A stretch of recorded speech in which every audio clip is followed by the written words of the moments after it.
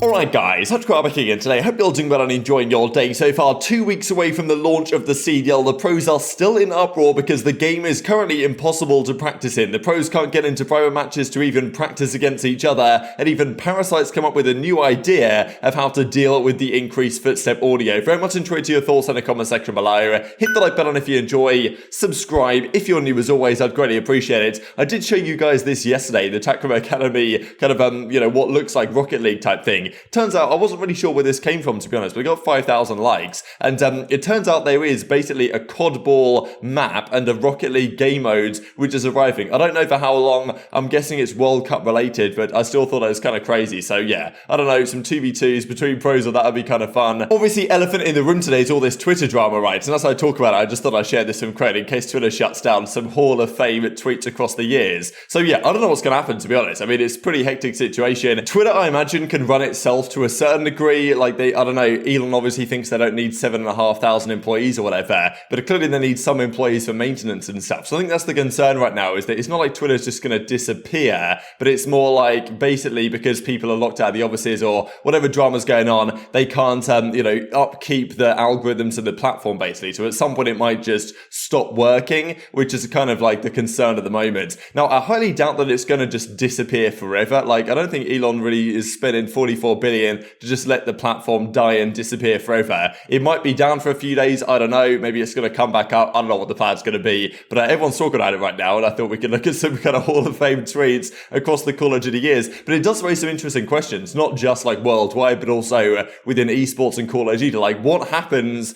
to, Call of Duty esports if Twitter disappears? I guess like some alternative would arrive at some point or another, but like if Los Angeles Thieves want to announce their 8th roster change of the season, how are they going to do it, right? Like, Twitter is kind of the way to go generally, and then also for the pros to keep in touch with the fans. So yeah, definitely an interesting one, to be honest, whatever happens with Twitter over the coming days, because it's going to have some big implications. I'll still be able to make this channel work one way or another, but yeah, I don't know. What do you guys think in the comment section below? Maybe it's being exaggerated to some degree, this whole demise of Twitter thing, but it might, it might go downhill, but it might survive at some point. I don't really know, but I'm doubtful it's going to completely disappear. But I mean, speaking along those lines, what does the CDL do? How do they advertise stuff that's going on? How do they talk about the league matches? How do they tweet out highlights? Like, what is really the alternative? Are we just going to be vibing in YouTube comment sections? I don't really know. So yeah, the COD League tweet this out. The team pack, so we saw yesterday, will arrive on November the 29th. So they do apparently look like this. I've heard differing opinions on whether when they arrive, they're actually going to look like this or whether they don't. But yeah, this is what they look like. We saw them in game the other day. The Thieves one is pretty cool. The others maybe don't look so good. Some of them look all right, some of them don't. The CDL pack itself, I think, looks pretty good. These, I'm not so convinced, but that's just my perspective. It's kind of classic stuff. But you can see the OpTic one does have the Razer logo here, so they've managed to make that work, which is pretty interesting stuff, given I'm not really seeing it here for any of the other teams. But yeah, that's arriving soon. The Toronto one, I think, is always kind of nice. The camo they've got here as well is not as bad as it could be, let's say, and there's a few other things that come along with this as well. So yeah, I don't know if this is going to arrive, and then after that they're going to do an updated version, because people are still indicating that these aren't the final skins that are going to arrive for certain teams, but maybe that's not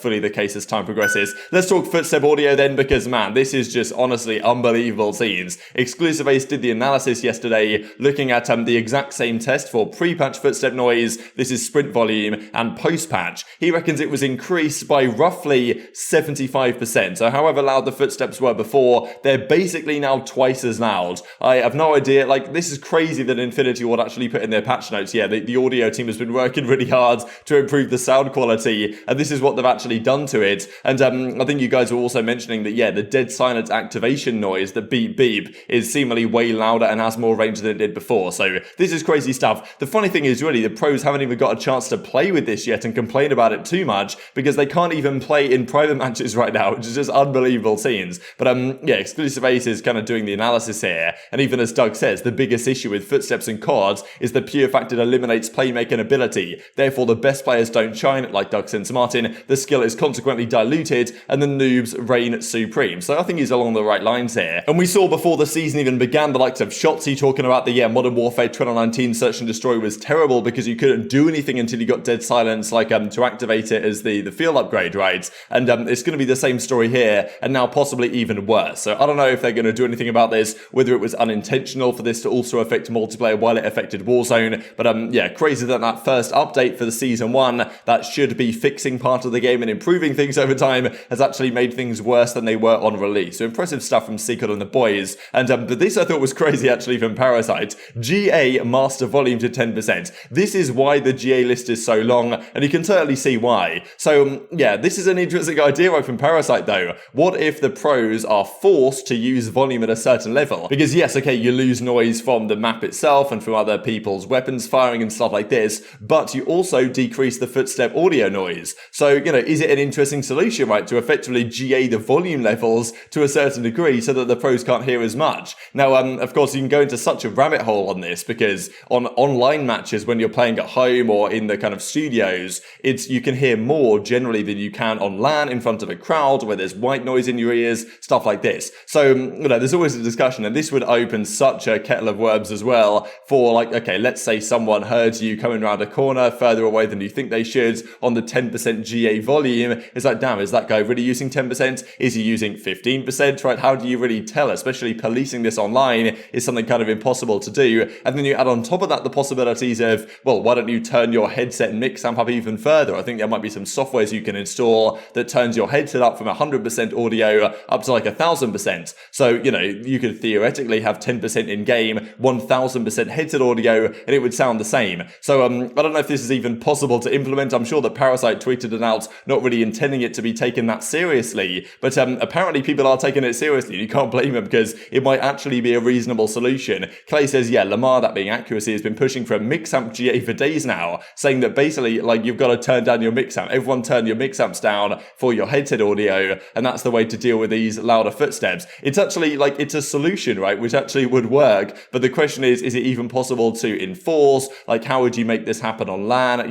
Would you enforce that when you turn on the CDL settings, it automatically turns down your audio settings? I don't know what's going to happen, but it is at least one solution. Slasher is totally on board with it as well, as he says, we actually should, no BS, would instantly make the game better. As Method says, how would you get kills if we did that though? So kind of roasting him. Shots, shoot it, says Haggy. And then Slasher talks about the settings he already plays on 20 apparently, but you can't really hear on main stage. This has been the thing that Slasher said for quite some time now, and it's understandable that, on main stage, you're not meant to be hearing as much as you do online. You can't hear because of the crowd and stuff like this. Now, Parasite has always reckoned that, yeah, you still can hear. He reckons if you're not at 100% volume, you're not trying. People's sound must just cut out versus me. So an interesting kind of debate between the two of them. And this is the other part of it right now, especially with the Challengers Cup number 2 happening tomorrow and the CDL only 2 weeks away, is that right now, you can't really play in custom games. Not just because custom games are bugged and broken themselves, but also because the rules are now gone. Now, you can set up the rules manually, of course, but, why have they done this? I think there's a lot of debate about this, why exactly this has happened, but the CDL modes, like, we were kind of impressed, I was kind of impressed in some small way, the fact that when this game came out, the CDL modes and setups were kind of like not long actually already in the game. Now they're gone, so, and the games are constantly crashing in private matches as well, so teams just can't scrim right now, and Challenger Cup number 2 is tomorrow, so it's like, what are the teams going to do? The CDL's got to make a call on this, and I don't know how this happens every year. It's actually criminal, to be honest. Now, this is one of the potential explanations, is that there's some sort of equip glitch right now, where even under the CDL rules, you can basically use whatever you want, and seemingly this might have potentially had the same effect in the mosh pit. That might be what delayed the mosh pit, right? Because we thought the mosh pit was arriving yesterday or on the 16th when the Season 1 launch happened, which obviously didn't happen at all, and maybe that was because, like, there's some sort of glitch going on that might have affected the mosh pit as well, that certainly is affecting the CDL rule set, which is potentially why they removed it, that it actually doesn't really have the desired results. It does the rules, but it doesn't ban the things that it needs to ban in the game. So maybe they're dealing with that, and then they can bring that back in, and the mosh pit as well. I suppose we'll see. But it's not just the fact that the CDL rules are gone, because, okay, if you take out the CDL mode, it's obviously an annoyance, but the teams can set up their own rule set for the private matches. But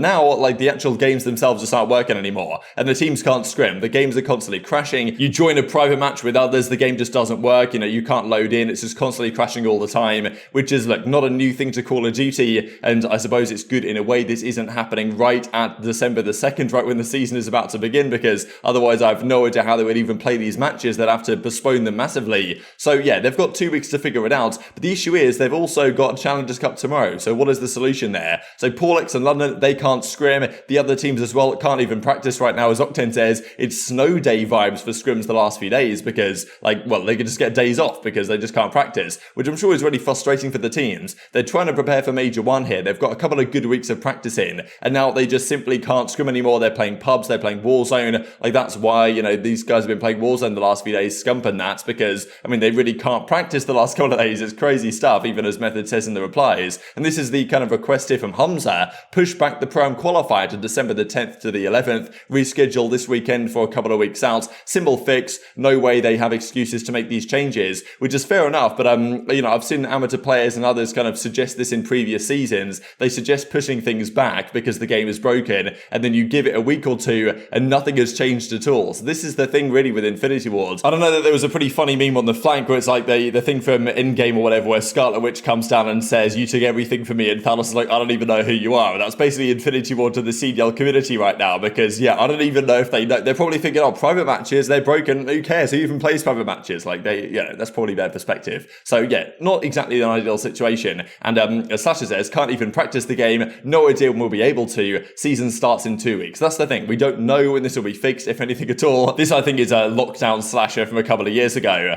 And yeah, Clace is certainly on board as well with not exactly having a good time here. So yeah, what do you guys think about this? It's tough for the pros. I don't know what they're planning to do or what even the solution to this is. I imagine this has been noted by Infinity Ward on their kind of Trello database in terms of things they are trying to fix and potentially will fix, maybe will not fix, who knows, and they might well get to it at some point. But yeah, it seems unlikely there's going to be a hot fix or whatever to deal with this stuff before the Challengers Cup tomorrow. If there is, fair enough, but even then it might come with its own set of downsides. And look, even if in 2 weeks time it's perfectly fine, you can play games again and everything like that, who knows how many days the pros are going to miss out on. They've already missed like 2 days of practice now, might be another day they're missing today. And is that going to reset all the teams to a similar baseline level going into the start of the season? I don't even know. And as Drazah says, no scrims is actually hell, right? The teams love playing them, they want to get better, improving day by day. And yeah, what does this mean? Will teams regress? Will teams get better over the time they're not even scrimming? I don't even know what's going to happen anymore. But it definitely makes things pretty spicy indeed over the coming days. And just to finish out with this from the LA Guerrillas, reaching 1 million TikTok followers. This is like really impressive stuff. And yes, of course, like a lot of their content on the YouTube Shorts and TikTok is not exactly around the CDL, let's say. It's more about Warzone classes and stuff like this. But look, they've done a great job with that. And it's really cool because you build that cyber following, you can transition some of that audience over to supporting your actual team, I imagine. So it's a good work they've done there on TikTok and also YouTube Shorts, and definitely deserving of a mention. Very much intrigued to your thoughts on all this stuff in the comment section below. Hit the like button if you enjoyed, subscribe if you're new, take care, and I'll see you next time. Anyone? You have my single? Do you have my single? Oh, yeah, I can't really. I'm trying to watch it for you. I can't see him though. I'm looking at it. I don't see him. I'm jumping single. I'm trying to jump single. Hold on. I'm jumping out. I'm jumping out. Good job, Kyle. I'm just getting on the dude. I'm stacking. I'm holding a close door with you. Back door's open, Sean. What the? Stay down, Sean. I have your push. Sean.